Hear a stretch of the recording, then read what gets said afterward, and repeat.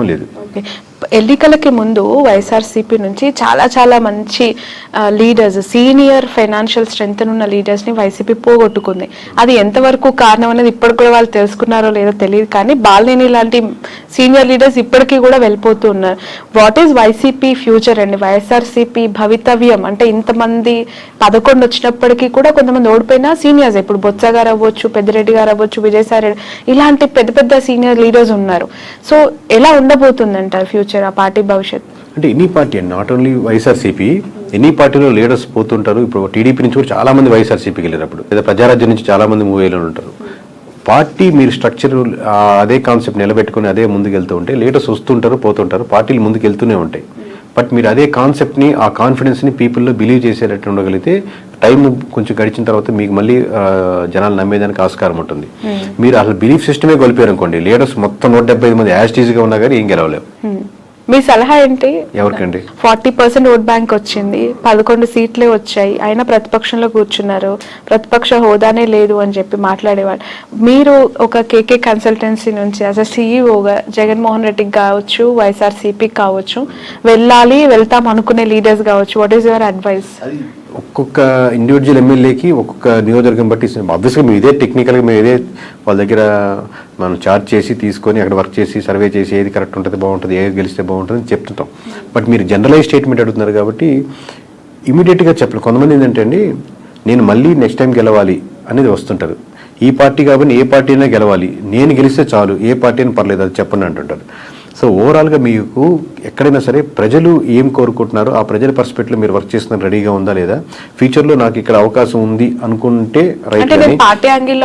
Generalise statement అంటే జగన్ గారు ఏం చేస్తే ప్రతిపక్షంలో ఇంకా బెటర్ గా వాళ్ళు ఎవరైనా అంటే ఇప్పుడు వీళ్ళు సిట్టింగ్ అన్న అపోజిషన్ ఒకటే, దీంట్లో ఏం పెద్ద ప్రిన్సిపల్లో ఏం తేడా లేదు. దీంట్లో మనం చెప్పేది గ్రౌండ్ రియాలిటీలో ఎటువంటి ఇష్యూస్ ఉన్నాయి, ప్రజలకు ఎక్కడెక్కడ మద్దతు కావాలి, ఏ వర్గాలకి నేను నిలబడాలి, అన్ని వర్గాల్లో నేను నాయకుడిగా నేను నిలబడాలి. నేను కాదు, నేను లీడర్స్ కాదు. లీడర్ ఎప్పుడు ఇంకా గొప్ప లీడర్ అవుతా అంటే మీరు ఎంతోమంది లీడర్స్ని రకరకాల సెక్షన్స్లో తయారు చేసినప్పుడు గొప్ప లీడర్ అవుతారు. అది ఇప్పుడు నేను రిక్రూట్ చేసుకుంటున్నాను, ఇప్పుడు మేము ఇంట్రెస్ట్ చేస్తా ఉన్నాను.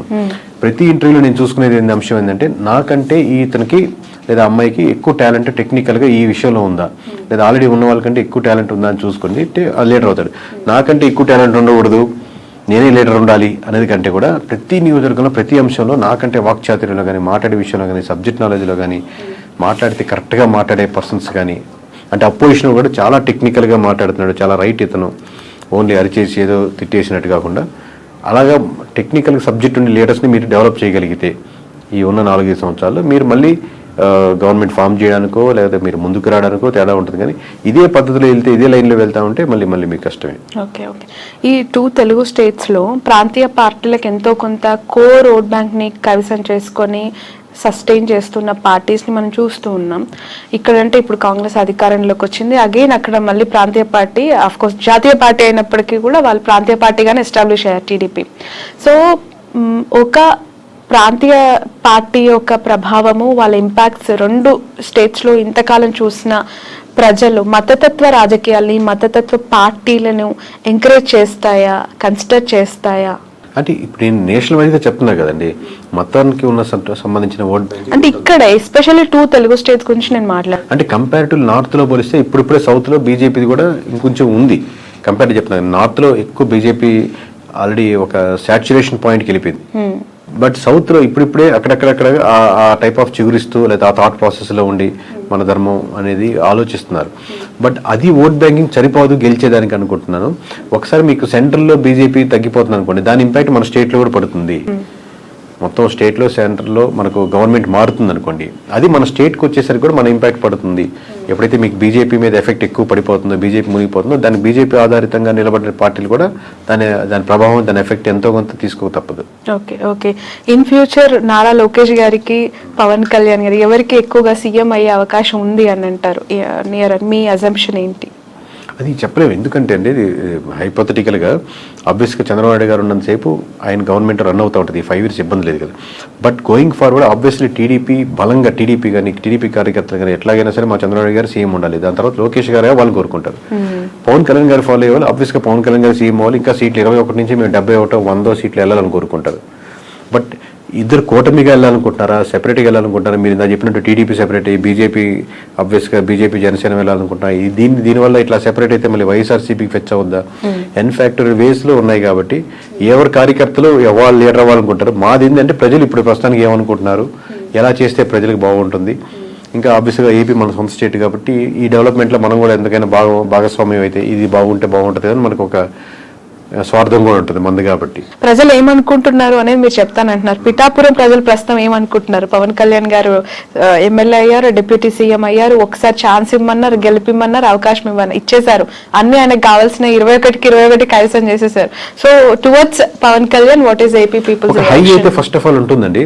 ఆబ్వియస్గా అందరు పవన్ కళ్యాణ్ ఓట్లు వేసిన వాళ్ళు ఎవరైతే ఉన్నారో వాళ్ళకి ఆబ్వియస్గా మనం వేసిన పార్టీ గెలిచింది కాబట్టి ఒక హై ఉంటుంది. బట్ ఆ హై అలాగే కంటిన్యూ అవ్వాలంటే ఆ లోకల్ ఇష్యూస్ ఏదైతే ఉన్నాయో అడ్రస్ చేస్తూ మిగతా రోజుల్లో అది కాలువలు కావచ్చు, రోడ్స్ కావచ్చు, సమస్యలు కావచ్చు, అన్ఎంప్లాయ్మెంట్ కావచ్చు, చిన్న చిన్న ఫ్యాక్టరీలు కావచ్చు, లోకల్ కుటీర సంస్థలు కావచ్చు, అక్కడికి వెళ్ళే చిన్న హాస్పిటల్స్ కావచ్చు, ఈ ఇష్యూస్ మీద కాన్సన్ట్రేట్ చేస్తే ఆ హైకి తగ్గట్టు రెస్పాన్స్ ఇంకా డెవలప్మెంట్ అవుతూ ఉంటుంది. ఒక పాయింట్ మీద అయితే చెప్పలేరా? అదేనండి, అది కంట్రీ చేయాలి. ఇప్పుడే కదా స్టార్టింగ్, ఇంకా కంట్రీ చేయగలిగితే దాన్ని ఉంటుంది. కానీ ఆ హై మటుకు ఉంటుంది అంటున్నాను. మిగతా నియోజకవర్గాల్లో లేని హై పిఠాపురంలో ఉన్న వరకు హై వస్తుంది. ఎందుకంటే మనం వేసి గెలిచాడరా, మనం అంటే మొత్తం రాష్ట్ర వ్యాప్తంగా ఇచ్చారు. ఇప్పుడు మాకు తెలుస్తుంటుంది కాబట్టి లోకల్గా వాళ్ళు గెలుస్తారా, ఓడతారా, మెజారిటీ ఎంత 10,000, 20,000 ఇంత హైతో చూశారు కాబట్టి రిజల్ట్ రాగానే ఆ హై కంటిన్యూ అవుద్ది. బట్ హై కంటిన్యూ అలాగే అవ్వాలి అంటే మీరు ఇష్యూస్ మీదే ఐడెంటిఫై చేసి వర్క్ చేయాలి. ఓకే సార్, మీకు ప్రెషర్ ఎంతవరకు ఉంటుంది ఈ సర్వీస్ అని చేస్తూ ఉన్నప్పుడు? ఎందుకనంటే ఒక ఇంటర్వ్యూ చేస్తే మాలాంటి వాళ్ళ మీదనే బురద జల్లే ప్రజలు, లేదంటే అలాంటి పీపుల్ మనం సొసైటీలో యాజ్ ఆఫ్ చూస్తూ ఉన్నాం. ఇంకా మీరు బియాండ్ దట్ ఒక పార్టీకి మీరు చేస్తూ గెలుస్తుంది, ఓడిపోతుందని మీరు ప్రెషర్ ఉంటుందండి. ప్రెషర్ ఆబ్వియస్లీ చాలా ఉంటుంది. దాంట్లో నేను లేదు అని ఎట్లా ఓవర్కమ్ అవుతారు? అంటే ఒకరు బెదిరించే వాళ్ళు ఉంటారు, లేదా ఇట్లా చెప్పమని అనే వాళ్ళు ఉంటారు, లేకపోతే వాళ్ళు ఇలా పోయాలని ఉంటారు, లేకపోతే బాగా వీరాభిమానులు ఉంటారు, ఏమన్నా చేసేస్తాం నీకోసం బాగుంటారని ఉంటారు. బట్ నేను మోస్ట్లీ నేను పరంగా కానీ నా కంపెనీ నేను ఎవరు ట్రై చేసినా మనం వీటికన్నిటికీ దూరంగా ఉందాం, మన పని మనం చేసుకుంటూ వెళ్దాం అని ట్రై చేస్తున్నాం. కానీ ప్రెజర్ అయితే విపరీతంగానే ఉంటుంది. లిక్కర్ పాలసీ ఇంపాక్ట్ ఎంత ఉందండి? ఆ గవర్నమెంట్ ఓడగొట్టడానికి ఈ గవర్నమెంట్ గెలిపించడానికి అది మేజర్ ఇంపాక్ట్ అంటారా? 1% ఇప్పుడు అన్ని ఒక్కొక్క పర్సెంట్ యాడ్ చేసుకుంటా ఉన్నాం. అంటే వైఎస్ఆర్సీపీ నుంచి టీడీపీకి వచ్చిన ఓట్ బ్యాంకింగ్లో ఖచ్చితంగా 1% అయితే ఓట్ బ్యాంకింగ్ లిక్కర్ పర్స్పెక్ట్లో వచ్చిన ఓట్ బ్యాంకింగ్ ఉంటుందండి. ఇప్పుడు కొత్త పాలసీస్ ఇప్పుడే తీసుకున్నారు కాబట్టి అది ఇంప్లిమెంటేషన్ అయ్యి రేపు పొద్దున 1వ తారీఖు నుంచి రిజల్ట్ చూసి దాన్ని ఎలా ఉన్నాయని చెప్పగలుగుతాం. Right. Thank you so much అండి. Thanks a lot. సో మొత్తానికైతే ఫ్యూచర్లో రాహుల్ గాంధీని ప్రధానమంత్రిగా చూడొచ్చు అంటారా? అంటే ఇప్పుడున్న వేవ్ చూస్తుంటే మటుకు నార్త్లో అన్ని స్టేట్స్ ఓడిపోతున్నాయి కాబట్టి ఇలాగే వెళ్ళగలిగితే అది జరుగుతుంది.